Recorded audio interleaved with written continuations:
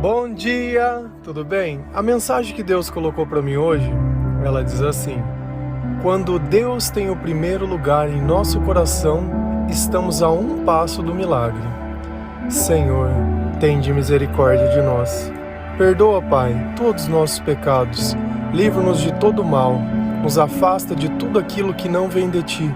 Nós agradecemos, Senhor, por mais esse dia, pelo alimento, pela palavra, pela presença. Aceita, Senhor, essa nossa oração, esse nosso louvor, pois nós Te amamos, bendizemos, adoramos. Somente Tu é o nosso Deus e em Ti confiamos. Normalmente, o nosso relacionamento com Deus, ele sempre começa com um pedido em alguma dificuldade.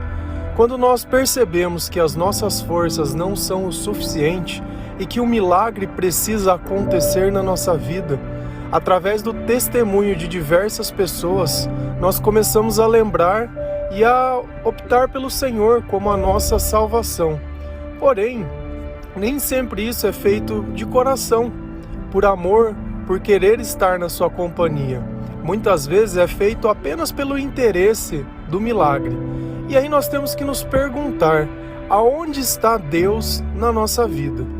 É simples.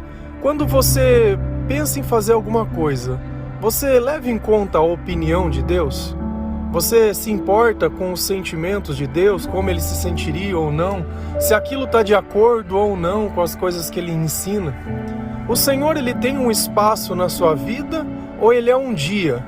Quando eu comecei a me converter, o Senhor era um dia na minha vida. Era uma quinta-feira às 8 da noite. Então eu sabia que naquele horário era o meu dia de falar com Deus. O resto da semana e todos os outros dias pouco importava. O importante era que eu chegava lá e pedia perdão e chorava e ouvia um louvor e, poxa, eu estou em ordem com Deus. Já tenho mais uma semana para viver tudo de qualquer jeito.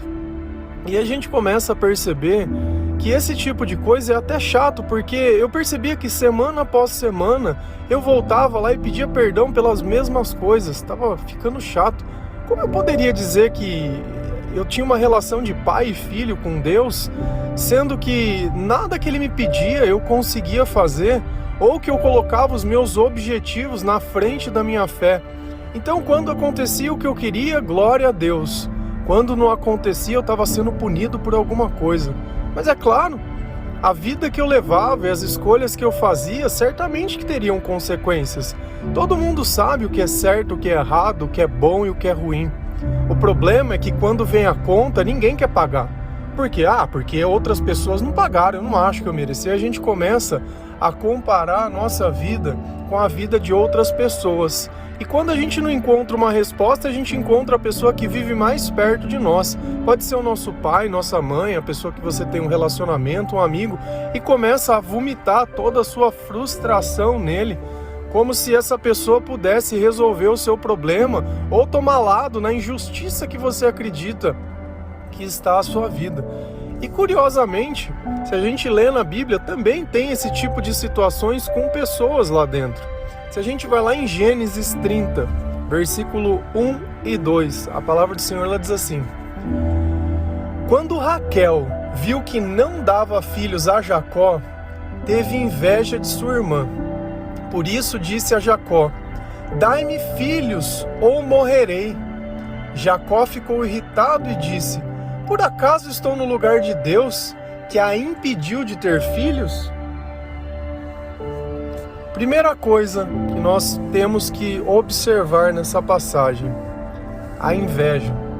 Eu olhei a vida da outra pessoa, não tentei entender o propósito, não tentei entender o chamado, não tentei entender qual era o meu papel na missão que Deus me deu nessa vida, não tentei nada.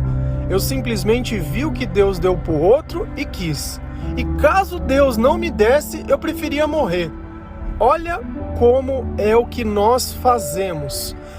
Porque o meu marido ou o meu relacionamento me deixou, eu vontade de morrer.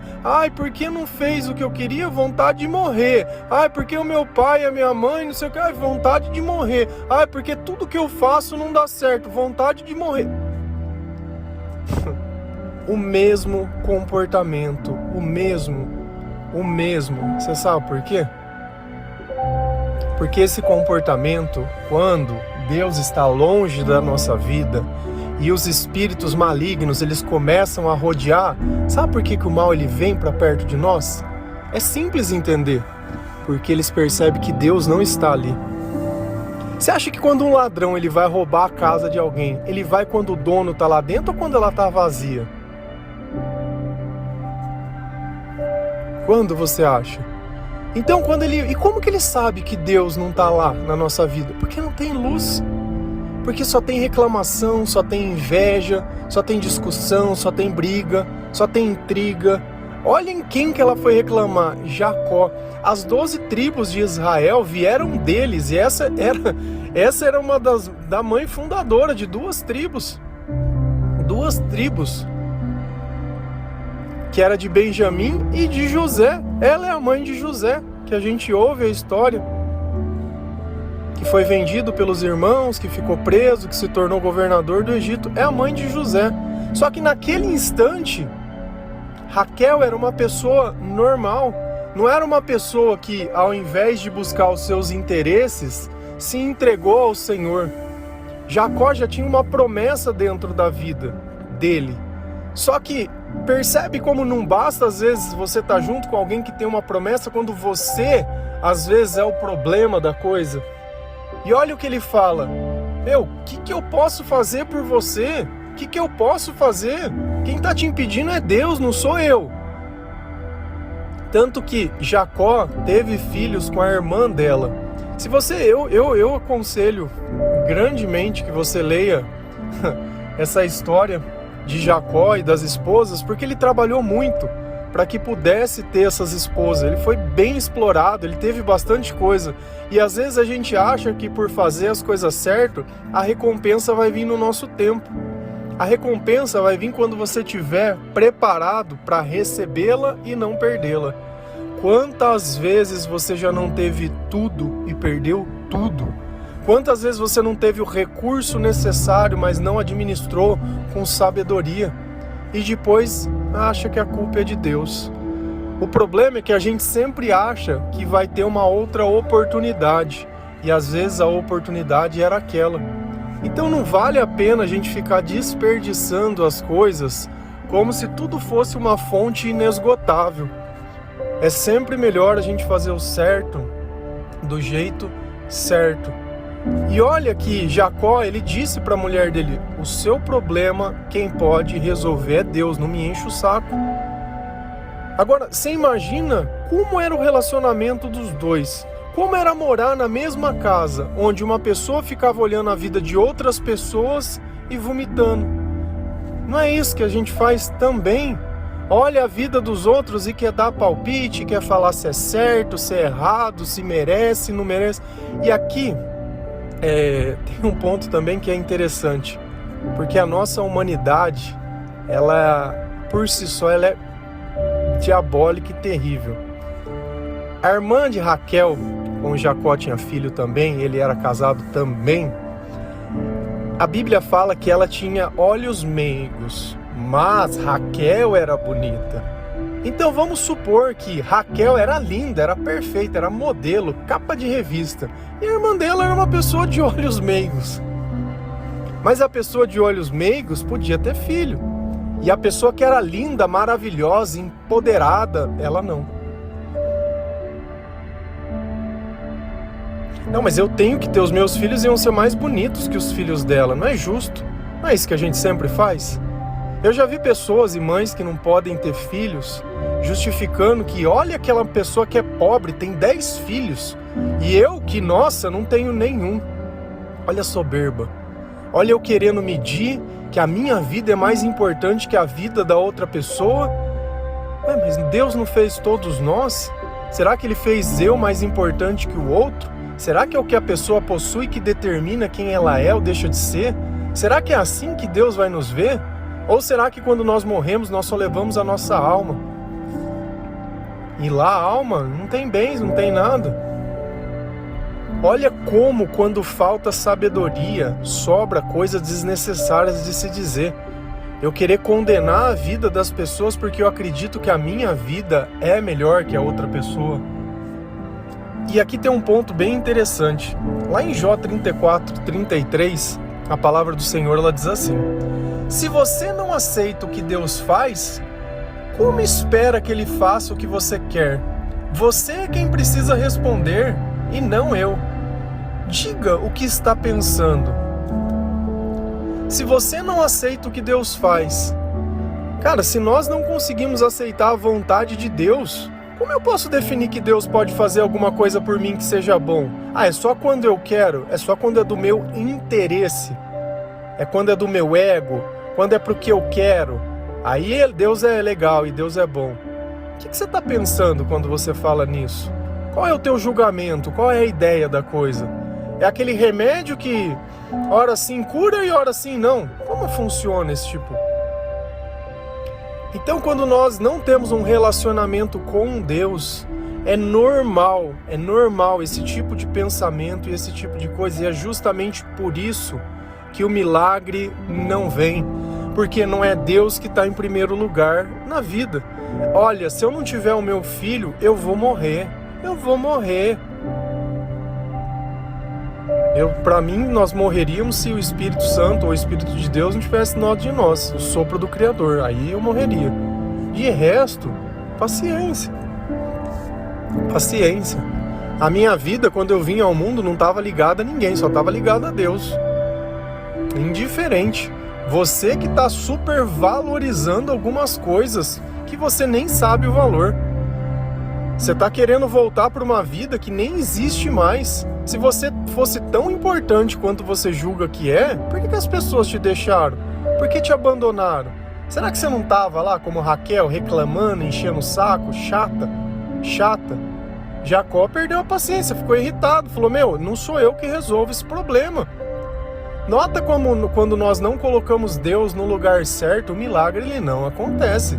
Pode achar que se você pagar o tratamento mais caro, pode achar que se ele mudar ou se converter, pode achar que se tivesse dinheiro, pode achar que se fosse da família, porque se eu fosse magra, porque não sei da onde, porque não sei o quê, O problema todo é o seu comportamento. O problema todo é onde está Deus na sua vida. Qual lugar que Ele tem ocupado? Qual lugar?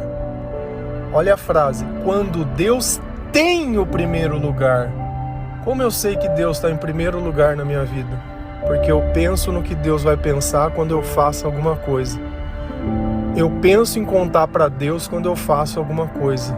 Eu penso em ler a palavra de Deus, em alimentar o meu espírito, porque isso é para mim a parte mais importante do meu dia. Eu posso esquecer qualquer coisa, só não posso esquecer disso. Quando eu coloco um louvor e louvo ao Senhor, e me sinto agraciado por poder ler a palavra, por poder receber o Espírito Santo, por poder dar um testemunho, por poder ajudar outras pessoas, por poder ajudar a semear amor numa terra que ela já é caída. Isso sim, isso legal. Então, você precisa colocar. E a pergunta é, o que você está pensando? Quem é o primeiro lugar da tua vida? Quem é o teu sonho? Por quem você morreria? Se você fizesse essa pergunta para Jesus, por quem você morreria? O que ele responderia? Por você. E você, o que você responderia? Era por Jesus? É pelo pai, pela mãe, pela esposa, pelo filho, pelo trabalho, pelo dinheiro, sei lá. Deus no lugar certo. Nada é maior. Pode acontecer o que acontecer, você vai estar lá. Sua casa está sobre a rocha. Você está vigiando, você está orando. Você sabe que vai vir tribulação. Você está pronto, você é um guerreiro. Você tem as armas espirituais que o Senhor deixou. Você tem uma disciplina dentro do teu coração, tem um autocontrole. Você não se entrega aos prazeres. Sabe do teu lugar. Sabe se colocar no teu lugar. Sabe que não é para ficar chamando a atenção dos outros nem nada. Sabe a humildade. Sabe tudo aquilo que vem, quais são os frutos do Espírito Santo. Conhece a palavra de Deus. Fala de Deus para as pessoas. Cuida da tua vida e para de cuidar da vida dos outros. Gasta tempo com coisas que possam te levar para o céu e não com coisas que te alimentam mais o espírito de Raquel, a pessoa que olha a vida dos outros, inveja e reclama, e ainda quer dizer quem merece ou não. E aí nós precisamos entender, se Raquel colocasse Deus no lugar certo, o que iria acontecer na vida dela? E aqui de novo, não faça isso porque você quer o filho, a bênção ou a coisa, porque aí não vai acontecer nunca. Deus ele vai te dar quando você tiver a capacidade de entender que sem Ele você jamais receberia isso. Se a gente vai lá em Gênesis 30, versículo 22 e 23, a palavra diz assim: Então Deus lembrou-se de Raquel. Deus ouviu o quê? O seu clamor e a tornou fértil. Ela engravidou, deu à luz um filho e disse: Deus tirou de mim a minha humilhação. Louvado seja o nosso Senhor, que mesmo depois de tudo que a gente faz, Ele ainda tem misericórdia de nós, Ele ainda tem piedade de nós, Ele ainda quer ter um relacionamento com nós. Ah, mas o meu marido, a minha mulher conversou com outra pessoa, nunca mais vou olhar na cara dela. Não, essa pessoa era minha amiga, uma cobra. Nossa, ela foi lá e falou uma coisa que eu não gostei. Você deixou ela... Não gostei, não tinha direito. Ah, mas basta uma única vez pra gente nunca mais olhar na cara de uma pessoa, porque a nossa justiça é essa. A minha justiça é o meu interesse, é o meu eu. Não tá dentro do meu interesse, não tem perdão, não tem nada. Tá no meu interesse, eu engulo todos os sapos que forem necessários. Olha como a nossa virtude, ela não pode ser chamada de virtude. Por isso que eu falo, às vezes a gente tenta imitar o comportamento de Deus, mas dói demais. Dói demais perdoar sem o Senhor. Dói demais falar a verdade sem a presença de Deus. Dói demais tentar ser feliz no meio de gente que só reclama. Dói. Mas quando o Senhor está conosco, Ele reverte tudo isso em outras coisas. E olha o que Raquel fez. Ela clamou. E foi o clamor dela que fez Deus lembrar. Bom, ela já passou demais pela humilhação. Ela merece, porque ela entendeu que sem mim não é nada. Ainda que ela queira morrer, se não for por mim, vai continuar sem filho e vai continuar sem nada. O dia que você estiver pronto para morrer, mas morrer para sua vida velha e reviver para o Senhor, você vai começar a ver que tudo começa a dar certo. Até as coisas que no passado deu errado. E eu não estou falando isso de novo, porque se toda vez que eu falar alguma coisa, você já se encher de esperança, pensando em alguma coisa do teu passado, Deus ele fala que as coisas do passado passaram. Eis que me lanço à frente. Não tem jeito de você trazer a tua vida do inferno, a tua vida diabólica, para viver a bênção que é no céu. Você me desculpa. Não existe. Então você tira da tua cabeça, tira do teu coração, libera espaço para Jesus. Libere espaço, deixa Deus ser o Senhor. Deixa Deus fazer as coisas do jeito que tiver que ser feito. Porque eu não sei até quando você vai suportar. Não é à toa que pessoas tiram as próprias vidas porque elas não suportam mais. E chega um ponto que vem a depressão, chega um ponto que vem a tristeza, que vem a desgraça e vem tudo de uma vez. E aí fala, quanto mais eu rezo, mais assombração aparece. É assim, viu? Porque quando a gente planta, demora um tempo para colher, né? Faz quanto tempo que você está plantando esse tipo de coisa? E eu não desejo mal de ninguém. A minha esperança é que todos se arrependam e mudem de vida. O mundo seria um lugar muito melhor, as nossas relações interpessoais seriam muito melhor, os nossos relacionamentos seriam muito melhores, muito mais sadios, teríamos mais alegria, mais amor e menos sofrimento. Então, cara, sinceramente, quem se alegra com a desgraça de outra pessoa a não ser o diabo, porque Deus ele não me ensinou a fazer isso. Se a gente vai lá em Coríntios, ele fala, não se alegra com o mal, mas com o bem. E é justamente isso. Se é Deus que governa os nossos passos e os nossos sentimentos, é através daquilo que Ele ensina que nós vamos alcançar a graça e a misericórdia. Então, sabe, nega a si mesmo, toma a sua cruz e o siga. Porque se você ficar tentando conquistar a tua vida, você vai continuar perdendo e você já sabe disso. Não é uma questão da pessoa certa, do lugar certo, da hora certa, não é nada disso. Raquel, por mais que ela tivesse tentado, enquanto Deus não falou é agora, depois que ela clamou, depois que ela colocou Deus no lugar certo, depois que ela acreditou, e não para ter a graça, porque ela já tinha até desistido disso. Quando ela desistiu daquilo que ela achou que ela morreria, Deus veio e fez um milagre. Amém? Que Deus abençoe cada um de vocês, que nós possamos olhar a vida dessas pessoas que serviram ao Senhor e nos inspirar também em saber que tem uma misericórdia, que existe um propósito, que existe um chamado, que existe um caminho e que nós somos dignos disso, graças ao sacrifício que Jesus fez por todos nós. Ele nos escolheu. Muitas vezes nós não o escolhemos. O amor nos escolheu. Amém? Que Deus abençoe cada um de vocês. Feliz a nação cujo Deus é o Senhor. Um bom dia.